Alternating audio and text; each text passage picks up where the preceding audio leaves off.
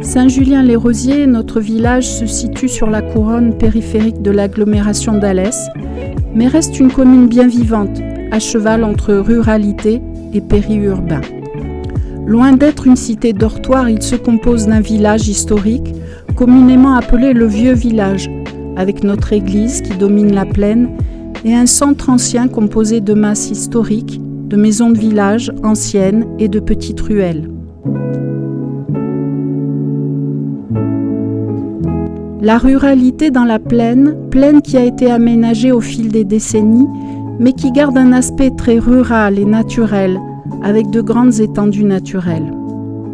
Ces coulées vertes sont protégées dans le cadre de notre plan local d'urbanisme qui a classé ces zones en zones naturelles, permettant ainsi de préserver cet équilibre et d'œuvrer dans la gestion des épisodes cévenols, dont l'intensité augmente peu à peu en limitant les ruissellements. Ces zones de respiration permettent de garder cette identité de village rural. Les hameaux de Cossonille et Courlas y contribuent. Riches de leur patrimoine, avec des masses, des puits, des placettes, ils invitent à la balade et à la découverte. Le plus excentré, Arbous, où la nature est omniprésente, avec des étendues de chênes verts et de pins, voire même quelques châtaigniers, nous amène aux portes des Cévennes.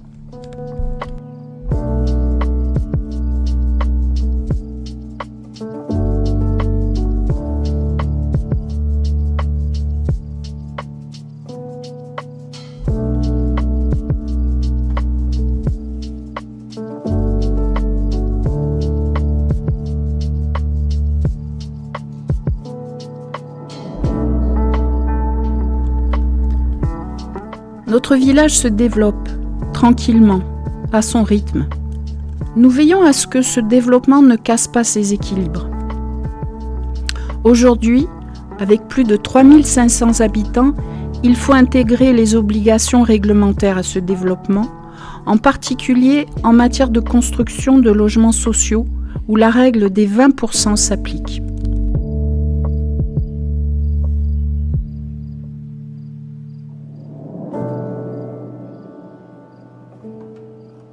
Historiquement développé le long du CD 904, ce que nous appelons communément les rosiers, a vu une accélération de la production de logements sur la partie la plus centrale de notre territoire, face à la mairie, où notre cœur de village a vu le jour.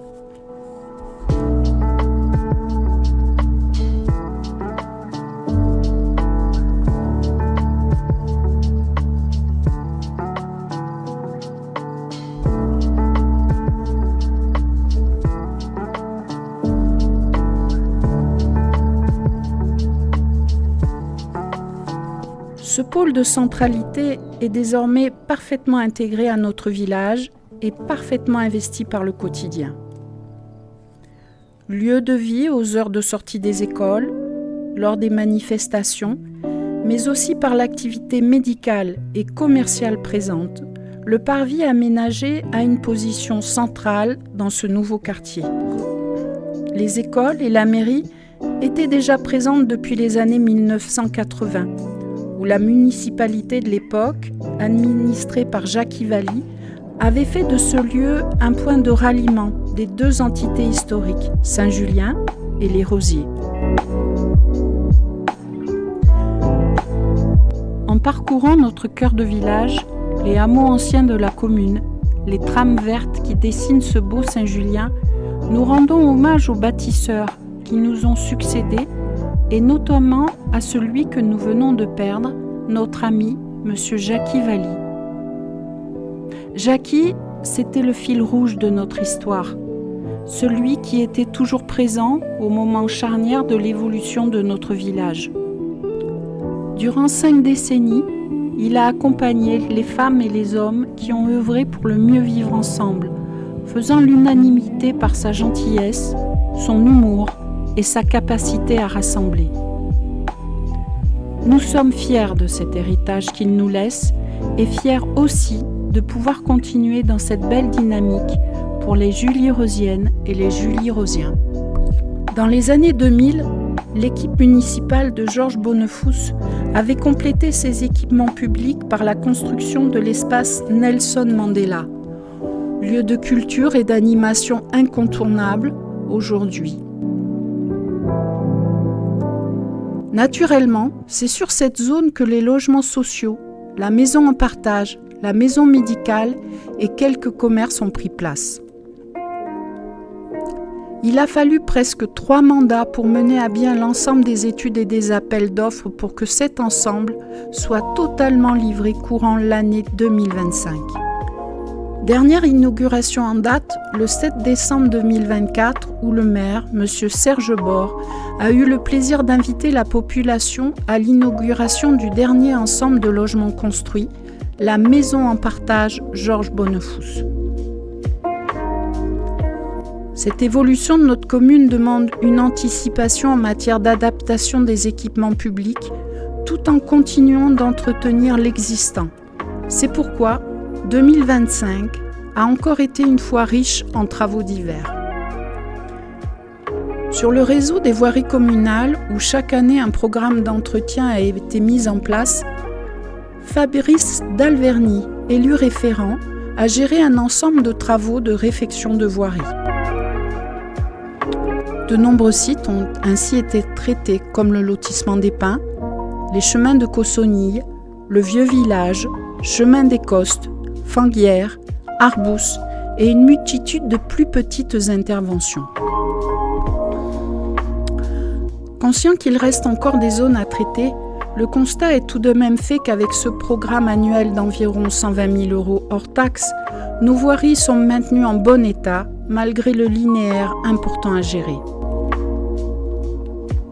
De nombreux travaux en régie permettent également d'améliorer notre quotidien. Sous l'impulsion de Patrick Higon, adjoint en charge de l'équipe voirie, et de Bastien Bertocchini, responsable du centre technique, ces nombreuses interventions permettent de subvenir aux besoins de nos administrés avec une programmation faite en fonction du niveau d'urgence. L'équipe voirie peut ainsi intervenir sur de nombreuses compétences, y compris dans l'entretien des bâtiments communaux. Les bâtiments communaux sont essentiels à notre quotidien, en particulier pour nos enfants qui passent souvent plus de temps aux écoles et aux périscolaires que dans leurs foyers familiaux. Aussi, 2025 a vu une fois de plus d'importants travaux menés dans ce domaine. Après la rénovation et l'agrandissement des écoles primaires Pierre Perret, les années précédentes, les écoles maternelles Émile Bedos ont fait l'objet d'importants travaux d'agrandissement et de rénovation, avec la mise en place d'un dortoir plus grand, la restructuration des espaces et l'aménagement d'une classe supplémentaire. Cette école est désormais tournée vers l'avenir et pourra ainsi faire face à d'éventuelles augmentations de son effectif. Au-delà de cette évolution, elle apporte un confort d'accueil amélioré aux élèves actuels et permet au corps enseignant de disposer d'un outil moderne, conforme aux dernières normes et agréable au quotidien. L'extérieur est également amélioré, avec un nouveau préau sur la cour supérieure et une mise en valeur de la façade de l'entrée. En effet, une magnifique fresque a été réalisée par Art Attack. Ces visages d'enfants accueillent désormais parents et enfants afin de démarrer positivement la journée. Avec un montant d'opération de 753 715 € hors taxes, ces travaux ont été portés avec l'aide des financeurs extérieurs comme l'État, avec 265 123 € hors taxes, la région, 40 000 € et Alès Agglomération avec 25 171 € hors taxes, soit au total 43,80% de subvention. La cantine, lieu de vie essentiel pour la scolarité et le rythme journalier, a également été l'objet de toutes les attentions. Sur les années précédentes, un agrandissement avec une structure préfabriquée avait permis d'améliorer sensiblement le lieu d'accueil de nos enfants pour la pause du repas de midi. Cette solution d'attente avait été présentée comme une solution provisoire et un site neuf était mis rapidement à l'étude. Désormais, ce qui n'était il y a encore 3 ans qu'un projet est devenu un beau bâtiment flambant neuf. Sorti de terre dans l'année, ce bâtiment d'une superficie de plus de 400 mètres carrés permettra à nos jeunes d'avoir un temps de pause confortable et reposant dans des conditions optimales. Notre équipe cantine, sous la direction d'Annie Levanzik, est désormais dotée d'un outil performant permettant d'accueillir et de servir l'ensemble des élèves, 190 en moyenne, sereinement et en un seul service. Avec un montant d'opération de 1 816 666 € hors taxes, ces travaux ont été portés avec l'aide de financeurs extérieurs comme l'État, avec 534 312 € hors taxes, le département, avec 216 793 € hors taxes, et Alès Agglomération avec 130 000 €, soit au total 48,50% de subvention. Notre équipe a également amélioré les conditions d'accès de la médiathèque. Avec l'ouverture d'un accès direct, sans avoir à passer par le hall de l'espace Mandela, cette nouvelle accessibilité contribue à lui donner plus d'autonomie, qui est bien loin aujourd'hui de la médiathèque municipale comme on nommait avant cet espace. Brigitte Boucher, la responsable, sous la direction de Bernard Martin, adjoint référent, fait vivre avec enthousiasme cet espace ludique dédié à la culture et son univers au sens large. De nombreuses animations permettent un lien important avec notre population. Les associations du village, les assistantes maternelles indépendantes et la MAM, Maison des assistantes maternelles. Cette année, le Salon du Livre porté par cette belle équipe et les bénévoles a été une grande réussite. Un seul mot, bravo!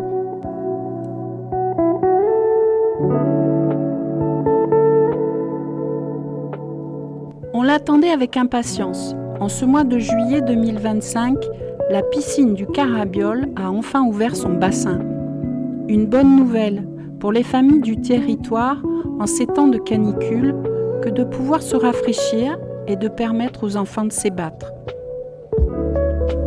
Lors de l'inauguration, Monsieur le maire et le président d'Alès Agglomération ont exprimé toute leur satisfaction de livrer en temps et en heure une piscine restaurée et fonctionnelle. Une belle initiative qui renforce l'offre de loisirs nautiques d'Alès Agglomération pour un service essentiel rendu à sa population. Notre commune, votre commune, se développe, s'embellit et se tourne chaque jour un peu plus vers l'avenir. Ce dynamisme est également induit par l'activité et le développement de notre tissu économique.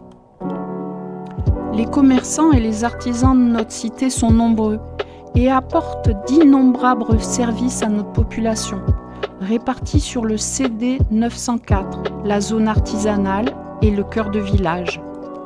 Historiques ou plus récemment installés, leur présence est essentielle pour que Saint-Julien-les-Rosiers ne soit justement pas une cité dortoir.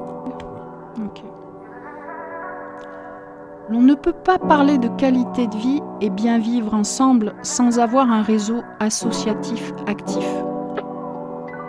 Porté par des femmes et des hommes altruistes, ce réseau est important sur notre commune et très diversifié.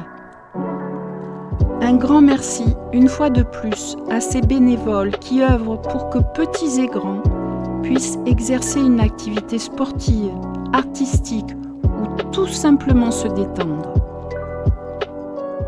Grâce à eux, au-delà des activités quotidiennes ou hebdomadaires, de nombreux événements sont également organisés pour la population.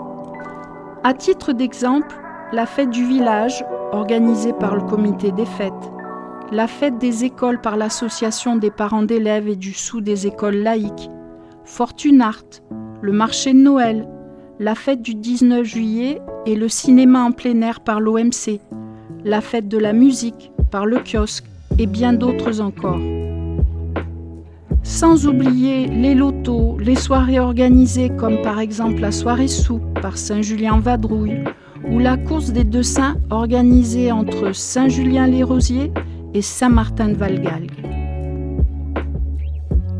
Il est impossible de lister l'ensemble des événements et activités proposés de façon exhaustive, mais un grand merci à vous pour ces animations et cette vie communale si riche et si attractive.